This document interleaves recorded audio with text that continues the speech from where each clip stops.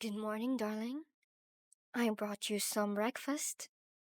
I made the bacon just the way you like it. Well, you're in my house, of course. Oh, right. I suppose you wouldn't know. You see, yes, you are tied to the. Oh, wait, no, please don't scream. Oh, you're screaming. Baby, please. It really hurts my ears. The walls are soundproof anyway, so it doesn't even. Please. That's it. If you don't stop screaming this instant, I'll eat your bacon. Yeah, that's right. No bacon for you. Oh, that worked? I wasn't really expecting. Sorry? Who I am? Honey, don't you recognize me? Well, I suppose it was a few months ago. But even so, it's not every day you save a girl's life. Oh, so you do remember. Well, I don't know how you saw that night, but let me tell you how it looked from my perspective. I was walking down the street at night, exactly like you're not supposed to do. I don't even remember why. At this point, I just remember seeing those men come out of the alley towards me. I was terrified. I didn't have a weapon with me. I truly believed I was about to die. And then, you were there. I don't know where you came from, but you didn't even hesitate. Two big, tough, dangerous men. And you just went straight at them. Although you're not small yourself. Well, sorry. I got distracted. Anyway, you got between me and them. And you drove them off. You didn't even know me. You didn't have to do anything. You could have just kept walking and not gotten involved, but instead, you stepped in. You were my hero. What really stuck with me from that night wasn't even how you fought, though. It was how you made sure I was okay afterward. You were bleeding and bruised, and you asked whether they'd hurt me. I started crying, and you held me in your arms for the few minutes it took for me to calm down. You even walked me to my car, a couple of blocks in a direction you weren't going, just to make sure I'd be safe. At this point, I knew I'd found the perfect man. Strong, brave, gentle, kind, protective, and really handsome. I was in love. So well, you probably remember what happened next, don't you? Yeah, I did. But you turned me down. You just flashed the wedding ring on your finger and said, "Sorry, sweetheart, not a good idea." I I have to confess, the first thing I thought was, he's loyal too? Could he be any more perfect? But then I realized what it meant. I could never have you. I mean, I could have tried, I suppose.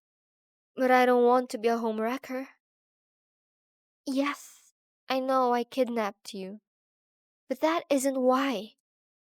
Please, just let me keep telling the story, okay? You might not like these next bits, but I have to tell you them, and you have to hear some of them.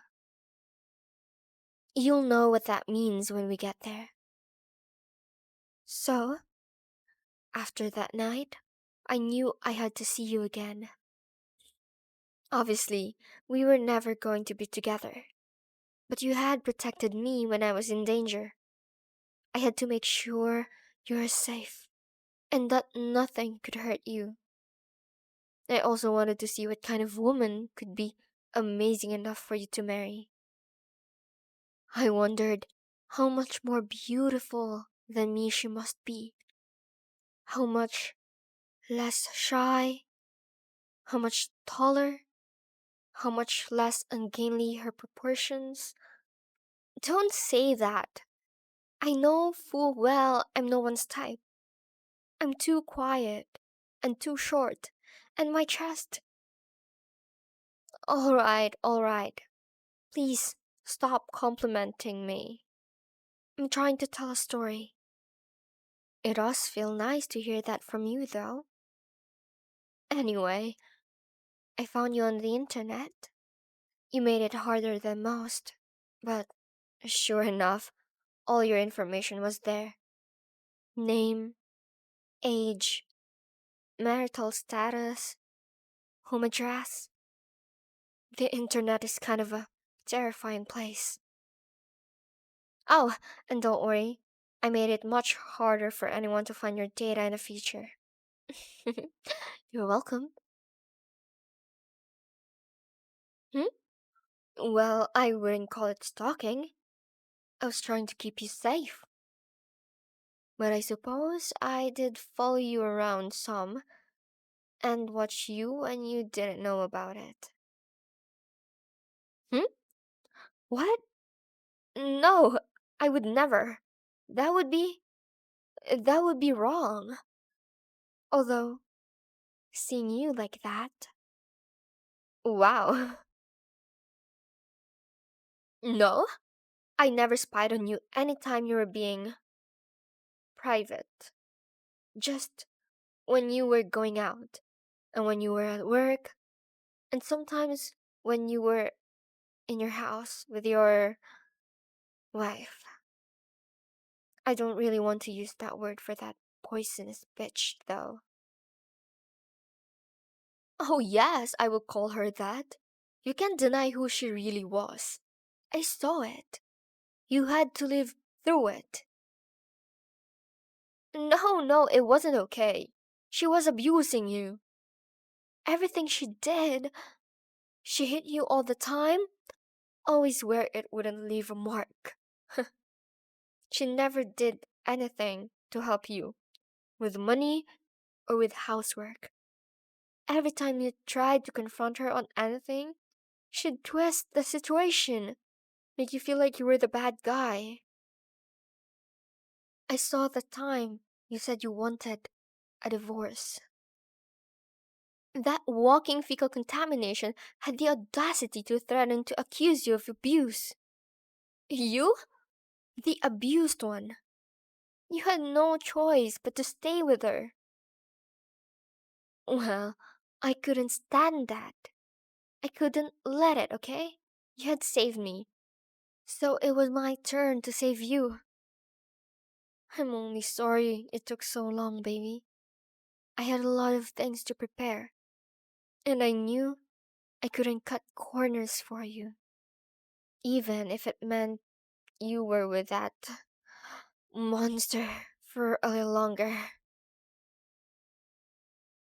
Yes, and now you're tied to my bed.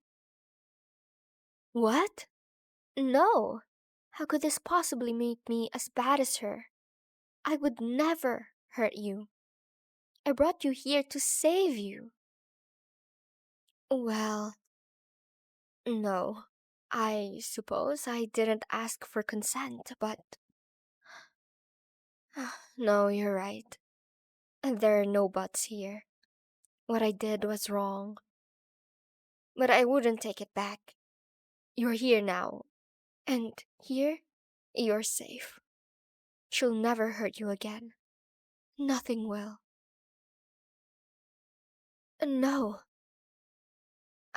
I won't just keep you tied to the bed forever. That would be ridiculous and really bad for you. This'll be just until I'm sure you won't try to escape. Oh, your wife won't think you ran away. She won't think anything of the kind. She's not really thinking much anymore. If she ever did. Of course, she knowingly hurt the most wonderful, kind, perfect man I've ever met. And you think I just allow her to live? You know, you say that, but it don't sound very sad. You know she deserved this, and you know your life will be better without her, even if you'd never admit it to yourself. Fair question. I suppose kidnapping you doesn't really count as protecting you from her, if she can't hurt you anyway. But I figured that if she mysteriously disappeared, it would look way too much like you had something to do with it. If you both mysteriously disappeared, however, then you both mysteriously disappeared, and neither of you can be to blame. The one drawback is now you can't leave. Ever. If someone were to recognize you, then you could be arrested, and I can't let that happen. Yes, I know, it's not the ideal situation, but will living with me be so bad? I'll never be anything but loving, and I'll never try to control you, aside from, you know, making sure you stay in the house. Your friends? Your family? Your friends laughed when you tried to tell them what your wife was doing. They aren't your friends, and you haven't spoken to your family in years. Yes, you are a man who values his autonomy. I know. And I never try to take that away from you. I would never try to force you to do something. And I also know how important it is to you to be a provider, to be the guy taking care of everyone.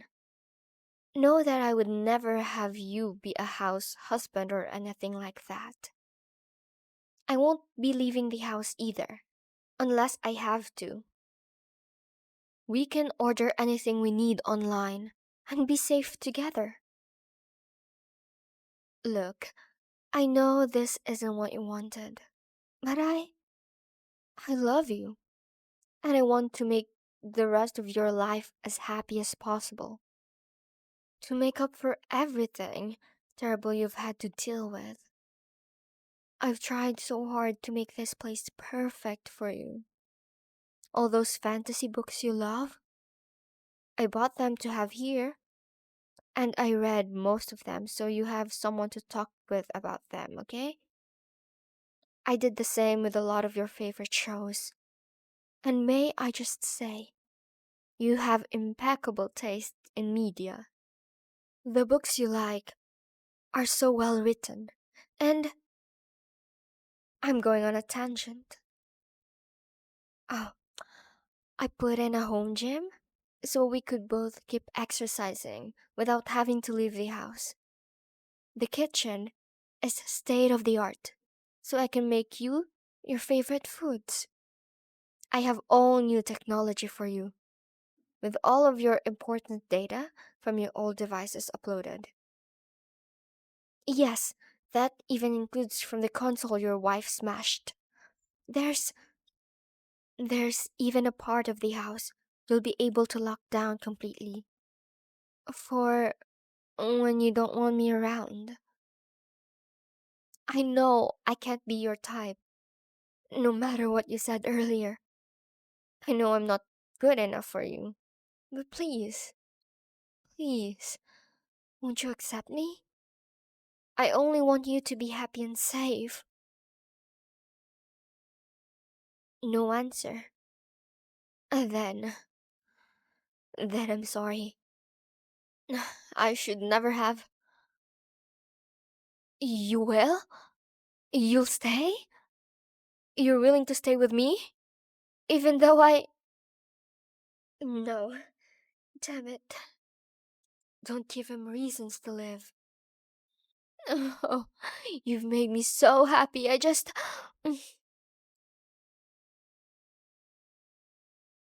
Oh, I'm sorry. That was crossing a boundary. I shouldn't have. It's just, I've been imagining doing that for months. But that doesn't. You're okay with it? But, well, maybe we shouldn't yet. It probably wouldn't be appropriate. Oh, I'm sorry about this. Really, I am. But I don't think I can untie you just yet. I know you're honest. I know you're honorable. But I can't be certain you're not just trying to get away from me. You're going to have to stay there for now. But I love you. And I think you'll grow to love me. You shouldn't be there for much longer than a week. And anyway, it's a comfortable bed. Now we've been talking for a while. Your breakfast might be a little cold, but it should still taste good. I can feed it to you, and then we can do something nice together. Oh, maybe I can read to you. What's that book you were in the middle of? Gardens of the Moon? Well, it doesn't matter what we do, as long as we do it together. You saved me, and now I'll be here for you. Always. Now, breakfast.